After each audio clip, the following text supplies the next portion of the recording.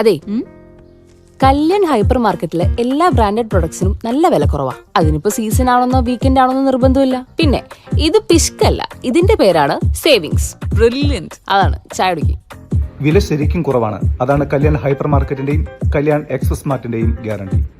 വിശുദ്ധ വാരത്തിന് തുടക്കം കുറിച്ചുകൊണ്ട് മുള്ളൂർക്കര സെന്റ് ആന്റണീസ് ദേവാലയത്തിൽ ഓശാന ഞായർ തിരുകർമ്മങ്ങൾ ഭക്തിസാന്ദ്രമായി നടന്നു. തൃശൂർ അതിരൂപത വികാരി ജനറൽ മോൺസിഞ്ഞോർ ജെയ്സൺ കൂനംപ്ലാക്കൽ തിരുകർമ്മങ്ങൾക്ക് മുഖ്യ കാർമ്മികത്വം വഹിച്ചു. പള്ളിയുടെ തിരുമുറ്റത്ത് പുതിയതായി സ്ഥാപിച്ച കൽക്കുരിശിന്റെ വെഞ്ചരിപ്പും ഇതോടൊപ്പം നടന്നു.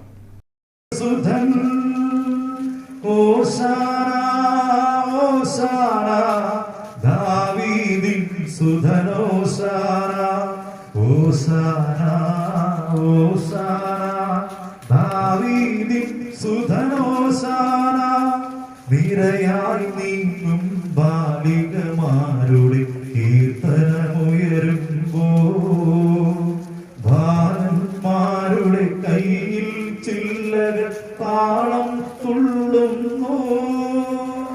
ഓശാന ഓശാന ദാവീദിൻ സുതനോശാന.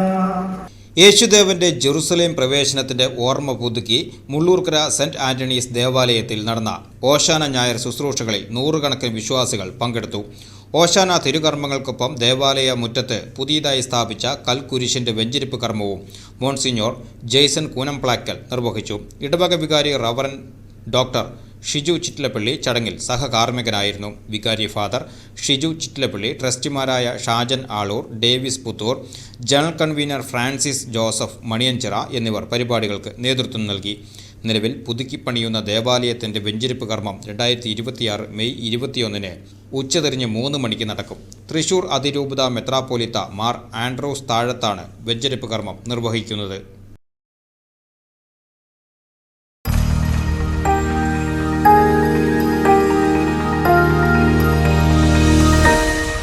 You are watching VCV News.